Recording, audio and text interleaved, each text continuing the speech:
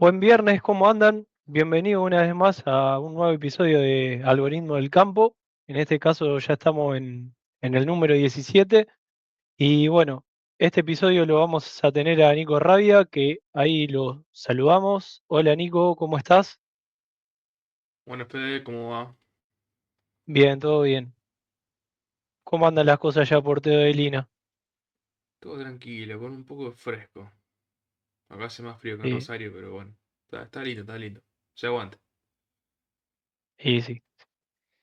Bueno, Nico, vamos a repasar un poco el fin de pasado no pudiste estar. No sé si en el medio de este lapso de 15 días pasó mucho, pero repasamos lo que haya que repasar. Vale. Sí, la verdad que fueron 15 días bastante para el mercado, bastante tranquilos. No hubo nada que altere. Sí hubo un nuevo acuerdo que se rompió por parte de Estados Unidos e Irán. Acá lo que estamos viendo es el dólar oficial en Argentina. Hoy por hoy cerró en 1487, un dólar que, como ya venimos hablando en episodios previos, tuvo una tendencia alcista bastante marcada, dejando una especie de canal, lo cual estamos en la zona del techo del canal en este momento. Y en el día miércoles, recordemos que ayer no hubo operatoria por el feriado, el día miércoles tuvimos a valores de máximos desde octubre 25, todo lo que fue previo electoral, si no me equivoco, sí, 27 de octubre, bueno, todo lo que fue después de las elecciones de medio término el año pasado, una suba bastante estable, no fue algo muy rápido, si vemos, esto era a mediados de abril, así que subió desde ese momento de mínimos a hoy, subió un 11,4% en poco más de 2 meses, 2 meses y medio casi. La verdad que una suba bastante, bastante estable. No hubo mucha volatilidad, si vemos el gráfico. Lo que sí, vimos que quiso testear el techo del canal, no pudo romper y ahora está en estos momentos por debajo de esa zona.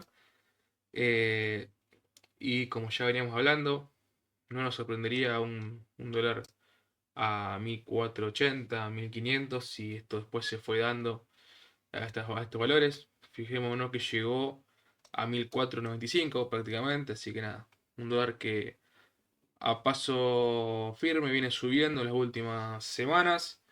Nada que preocuparnos, obviamente es parte también de Argentina, una, una economía que estamos acostumbrados a ver estos tipos de movimientos, si bien muchas veces vemos movimientos que suelen ser muy extensos en tiempos de bajas, como fue este caso. A este caso la baja post elecciones fue de un casi también 11% en casi 6 meses. Bueno, lo mismo te subió ahora en la mitad de ese tiempo. Es volatilidad que vemos en Argentina recurrentemente. De momento nada que nos preocupe, obviamente carteras, nosotros para clientes ya veníamos por esta zona, ya veníamos apretando el precio de los 1400 para empezar a valorizar. Obviamente que eso depende la cartera y el objetivo de cada uno que tiene con ella, pero siempre pensando en largo plazo yo me quedo más que nada tranquilo, parado en lo que es dólar, no tanto en el carry trade, que por ahí son situaciones de corto plazo, como en este caso hemos tenido, como si hay una baja de 6 meses, donde el dólar estuvo lateral o incluso bajando, y luego en 2 meses y pico te le recupere todo y te borra la ganancia de 6 meses de trade. Son riesgos que en Argentina por ahí estamos bastante expuestos al tipo de cambio que muchas veces no se tiene en cuenta a la hora de armar una cartera. Y sí, Por el lado del Merval vemos muchísima volatilidad estas últimas semanas, podríamos decir, pero intentó romper acá la tendencia alcista que trae de corto plazo, no pudo, vemos que tuvo varios intentos, no pudo, y el día de hoy subiendo casi un 4%, la verdad una suba bastante fuerte, chocando con la resistencia de los 2100 puntos. Veremos cómo evoluciona la semana que viene. Un Merval que ha subido, la verdad que muy fuerte en algunos días. Vemos acá también un 3%. Bueno, acá no pasó nada. 3% hoy. El día martes mucha volatilidad, cerrando negativo, pero yendo a testear previamente la zona a la cual cierra hoy. Así que nada, bastante volatilidad para el Merval, como ya nos tiene acostumbrado. Es una realidad. Ahora vamos a ver el gráfico del S&P o el gráfico de Nasdaq y la verdad que la volatilidad es mucho menor. Para eso vamos a ir a pasar al S&P 500. Un S&P 500 que tiene una forma de triángulo pareciera. No sé, Fede, vos cómo lo ves. Yo la verdad estaba viendo esto. Hoy ese triángulo se rompió el alza, lo cual un triángulo siempre se opera para el lado al cual se rompe, ¿no? En este caso rompe el alza. Veremos si lo puede confirmar el día de mañana. Y ya habilitaría una posible suba, un pico más en el S&P para después ver una posible corrección. Algo que suele pasar con los triángulos, que es muy frecuente, es más allá de para el lado cual rompa, ya sea al alza o a la baja, siempre suele caer después al vértice de este triángulo, suele converger a ese valor. Hoy 7450 aproximadamente. Veremos si eso después se da como dicen los libritos o esta vez falla. Pero un S&P que viene en una suba bastante fuerte. Recordemos que el 30 de marzo ha subido hasta valores de hoy un 20%. La verdad que no es un movimiento bastante fuerte para lo que es el S&P. Si bien no hubo tanta volatilidad, vemos que son todas velas chicas, algún que otro día por ahí alguna sorpresa. Esta suba impulsada por más que nada la presentación de balances de todo el sector tecnológico de Estados Unidos, más que nada, que fue la gran, el gran motor, podríamos decir, de esta suba. También se ve en el gráfico del Nasdaq, un gráfico un poco más movido, más volátil el Nasdaq por esa mayor volatilidad que tiene dentro de su composición. Pero vemos que si miramos ambos gráficos es básicamente lo mismo. Podríamos decir que incluso el Nasdaq está un movimiento más atrás que el S&P. Si vemos acá todavía no se rompió esta especie de triángulo que hablábamos recién, pero se estaría dando un mismo patrón, por lo menos de momento, en ambos índices. Sí, todavía Eh, parecería que no rompió el alza ahí, pero bueno, está cerquita del vértice. Así es, sí, lo más probable es que en estos días vaya a testearlo y Mm. ver si rompe y sigue como el S&P en este momento o si Sí, vuelve a meterse dentro de la zona del triángulo.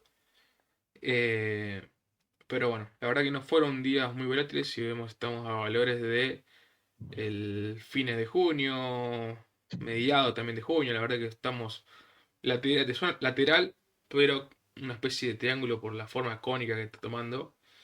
Estos son momentos que para los que estamos dentro del mercado, la verdad que son muy aburridos. Eh, nada se resuelve, estamos meses y meses lateralizando y la verdad que es bastante aburrido para el que está operando. No sé, Fede, si querés ver algo más eh, o queremos no, algo tuyo, no también sé.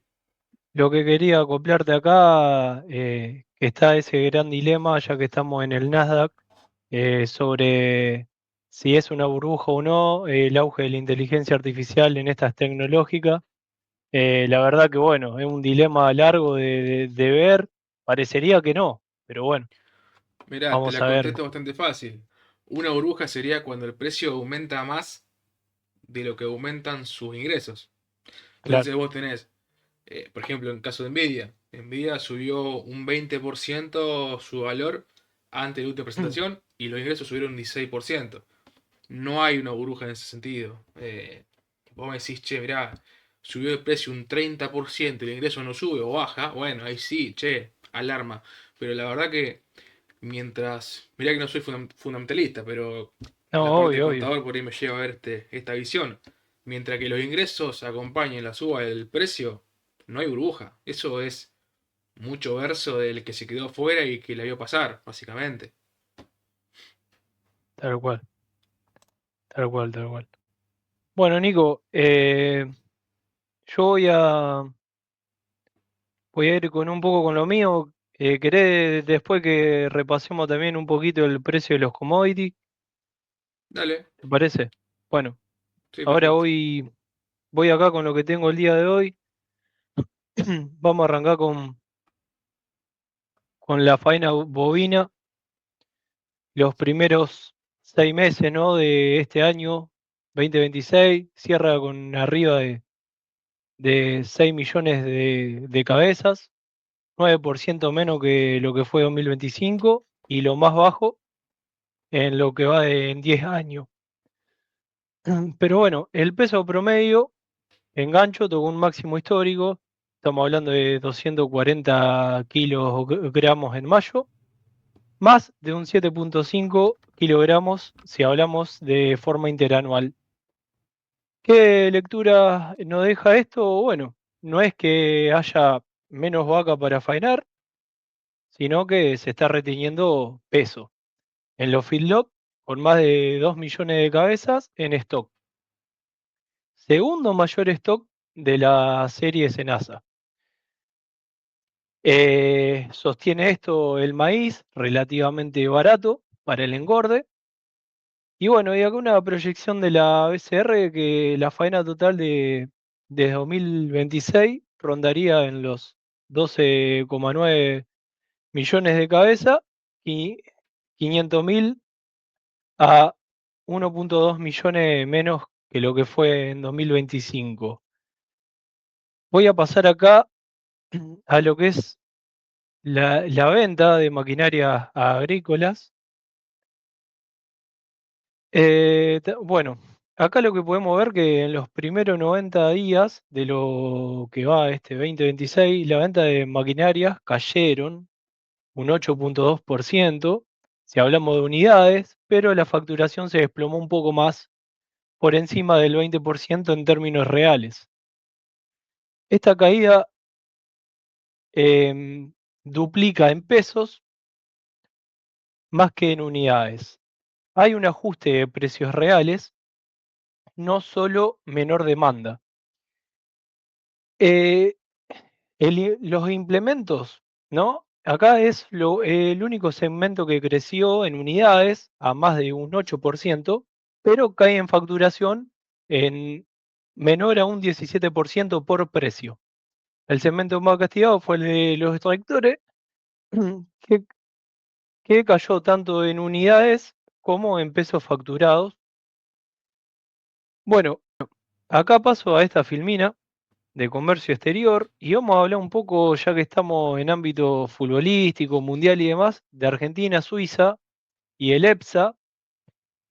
Eh, el gancho mundial que tenemos con Suiza como rival en cuarto nos deja una data de exportaciones al EFTA del 98% del récord histórico, arriba de los 2.000 millones de dólares, más de un 25% interanual en 2025. ¿Cuál es el motor de todo esto? Bueno, es el oro, ¿no? Suiza tiene la refinadora del mundo y el destino es un 49% de las exportaciones que tenemos de Santa Cruz y de la provincia de San Juan.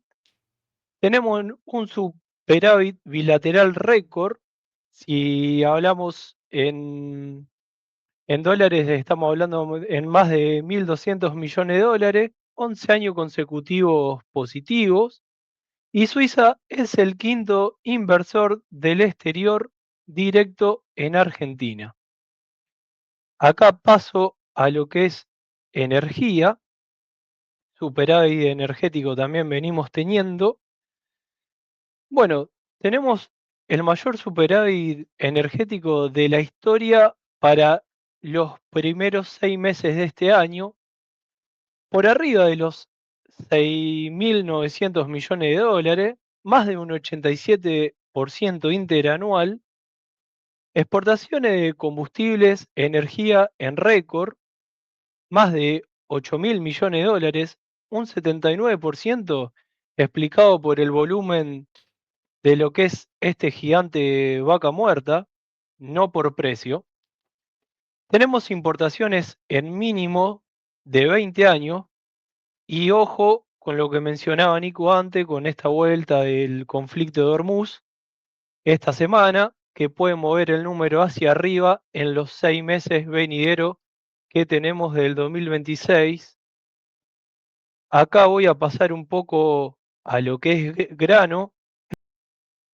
Bueno, tenemos una producción de maíz, como lo hemos mencionado también anteriormente, en 68 millones de toneladas, exportaciones récord por más de 42,5 millones de toneladas, una fina con stock final que está en máximos desde 2014-2015. La soja con la cobertura de precio más floja si nos remontamos al año 95, solo un 27% fijado y 21,8 millones de toneladas todavía sin comprometer. Esta semana el poroto se disparó por la ruptura de lo que venimos hablando en Medio Oriente, más el clima de Estados Unidos, más la demanda china, aunque cerró una semana bastante por debajo de ese pico que había tocado a mitad de semana. Voy un poco acá a lo que es Mercosur,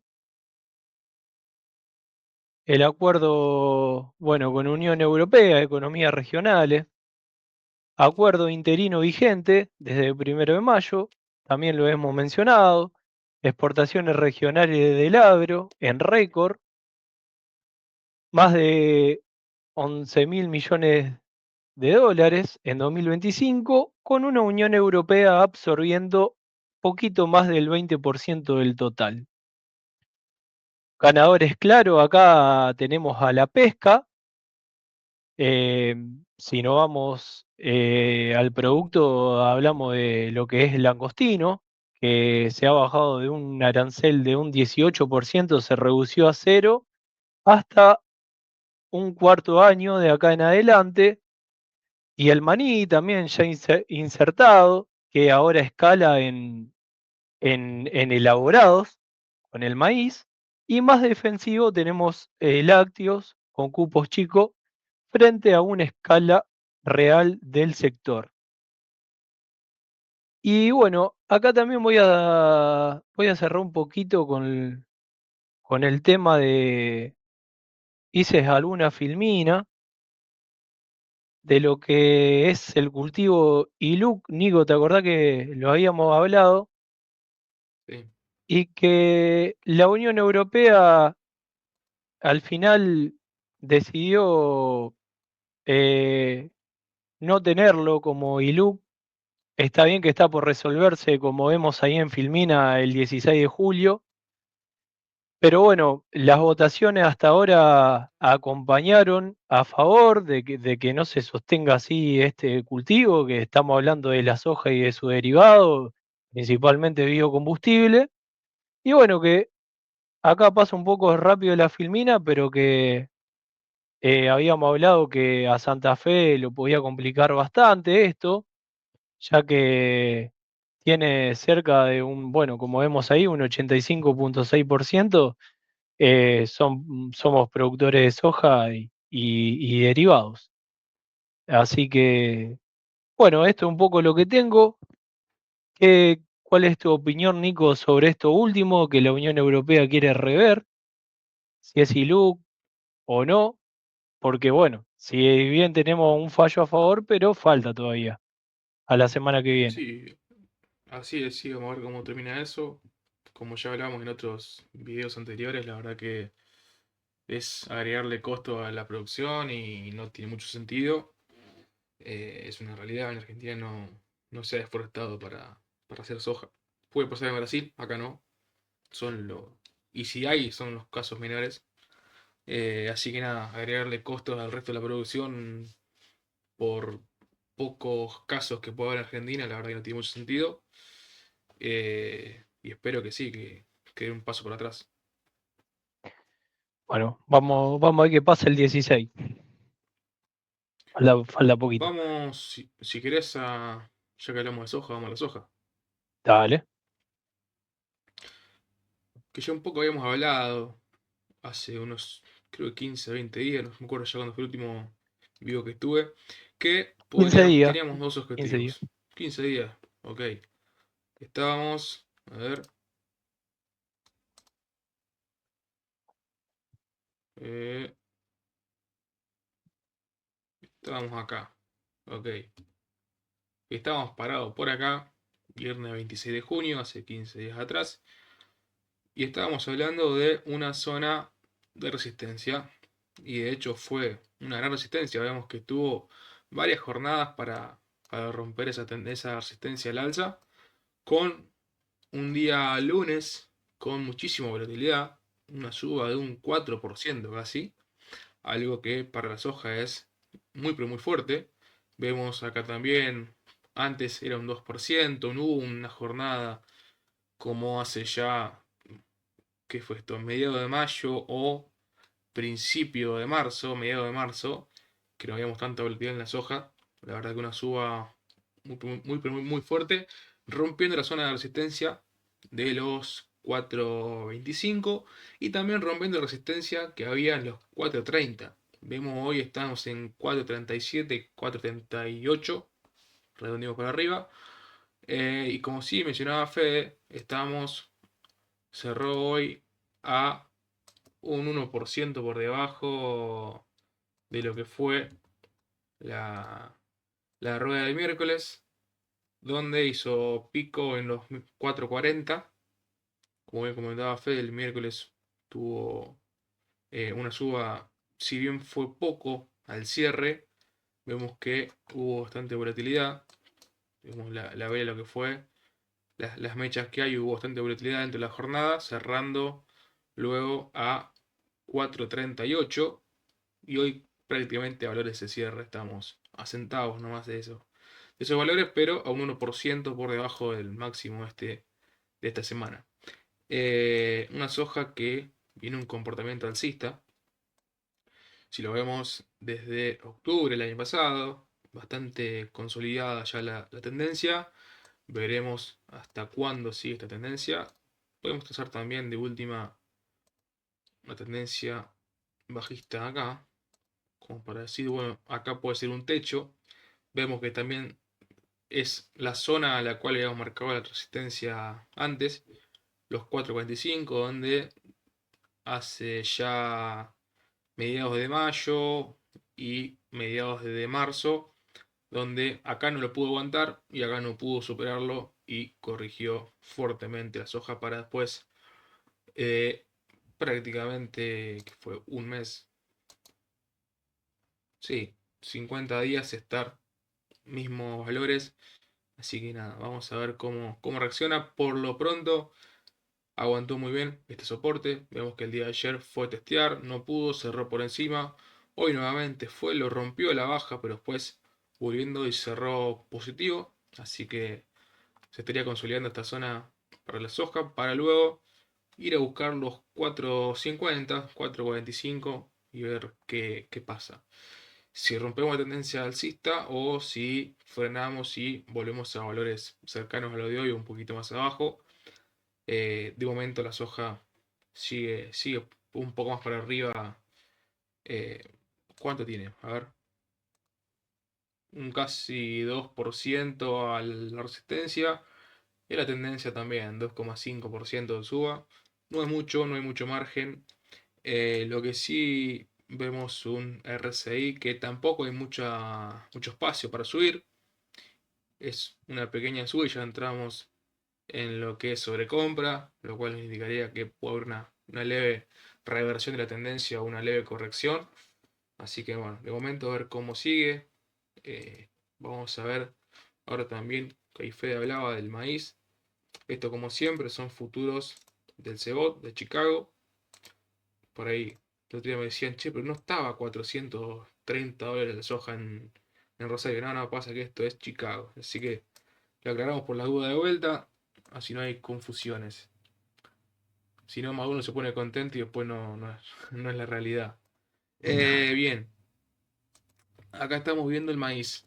Un maíz con tendencia bastante marcada a la baja, que la rompe. Esto fue después del último vivo que hicimos nosotros. Esto fue el 30 de junio. El último vivo que he sido vivo fue el 26. Estábamos a nada de romperlo, no se pudo. Cierre por debajo. Y después, a los 2 días, la rompe y de ese momento el trigo subió. El maíz, perdón, subió a un casi 5,5. La verdad que bastante. Subo bastante importante. Eh, Vemos también que estamos con un maíz que tenemos un poquito más de espacio, estamos en la zona media de RSI, lo cual nos podría dar una suba un poquito más duradera para el maíz hasta los 180, volver a 185, veremos hasta qué zona no, pero de momento el maíz viene con una gran performance, la verdad que rompió una tendencia bajista que parecía bastante sólida. Vemos que hubo muchos toques y luego acá la rompe en un día, vuelve a cerrar por debajo, pero aguanta muy bien el soporte acá abajo y al día siguiente arranca, va un poquito para abajo, no le gusta y sale para arriba, rompiendo la tendencia a la baja. La verdad que bastante fuerte todos los movimientos. Seguimos acá, 2 días de mucha volatilidad, un 3% de suba para los 2 días. La verdad que es muy fuerte. Y hoy subiendo casi un 2% para el maíz. Bueno, acá hacemos un poquito de paso de docencia. Si vemos estas tres velas juntas, lo agrando para que sea más fácil. Estas tres velas juntas, si las sumamos a estas dos, vemos un patrón de vela de reversión que indica, bueno, que hay un cambio en la tendencia.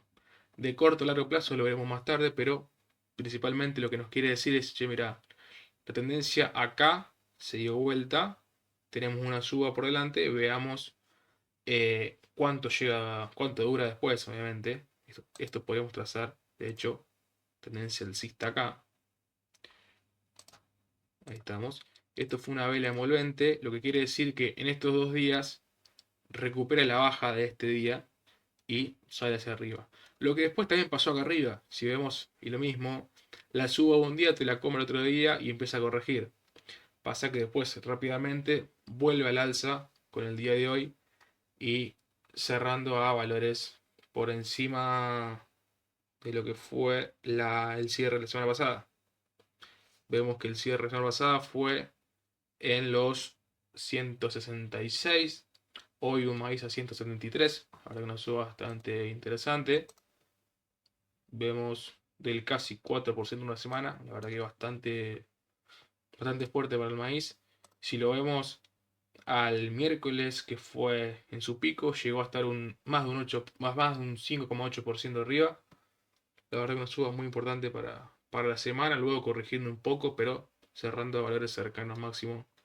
La verdad que es muy atractivo el maíz de corto plazo para siempre y cuando banques la tendencia alcista para venir a buscar los 180 como decíamos hoy.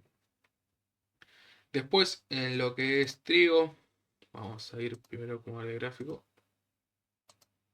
Acá.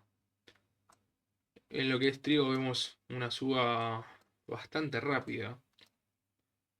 Fue una Ahí suba, parecería haber llegado al soporte y se volvió. sí, una suba de 11,5% más Lagarde muy pero muy rápido. Después de lo que fue nuestro último encuentro. Donde sí, como bien decía Fede, sube. Acá no puede romper. Vemos que cierra por debajo de la resistencia. Al segundo día también cierra por debajo, lo que nos indicaba decir, mirá, no hizo un nuevo máximo e incluso cierra por debajo de la resistencia. Bueno, se puede ver una corrección. Al día siguiente abren la zona de resistencia y sale al alza. Y desde ese momento tuvo un rally bastante importante. En el día de hoy fue un día donde la vela llegó a 240 prácticamente para el trigo y luego cierra por debajo de la resistencia de los 235, 236 mejor dicho, ahora 235,90. Veremos cómo evoluciona, pero bueno, de corto plazo también alcista para el trigo, si bien no te podría decir que hay una tendencia bastante marcada, tendría que venirme acá, inventarte algo acá, pero si lo quiero ver de más largo plazo, la tendencia alcista que traíamos que era esta se rompió. Veremos si esto es parte de una corrección y luego arranca una nueva caída o si todavía le queda una suba más para después sí una baja en el trigo. No sé si querés ver algo más, Fede. No, no, estamos, Nico. Estamos con eso, era más o menos de los cultivos de los que habíamos hablado. No sé si por ahí en estos 15 días tuvo algo la URIA que se movió. Eh, No, la verdad que bastante estable lo que había estado semanas pasadas. De hecho, está al mismo precio que hace 15, 20 días atrás. No, no hubo cambio bueno, grande para eso. bueno, perfecto Eh, y sí, Lo que sí podemos ver, si querés, ahí lo pongo de vuelta, es el dale, petróleo, que en el último vivo habíamos hablado que había cerrado el gap de los 73 y después vemos que el día lunes no ocurre nada cuando fue todo el problema de el estrecho de Hormuz, de Irán y demás, donde Donald Trump dijo que no se puede negociar con Irán, que es una pérdida de tiempo. Chocolate por la noticia, Donald, la verdad que no es nada nuevo.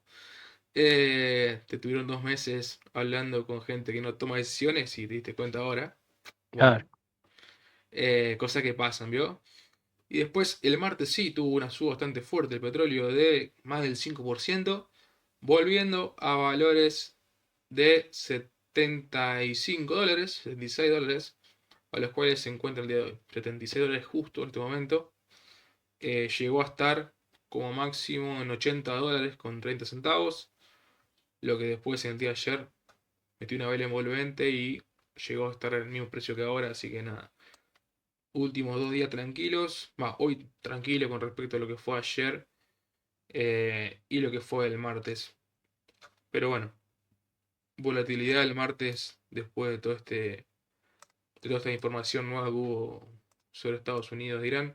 Si bien es algo del sector, no hay algo que te indique que va a ser general. Ya el mercado en sí, lo vimos también en los distintos gráficos, no pasó nada, no se comió más el verso de guerra porque hace 3 meses que estamos en guerra y no pasó nada.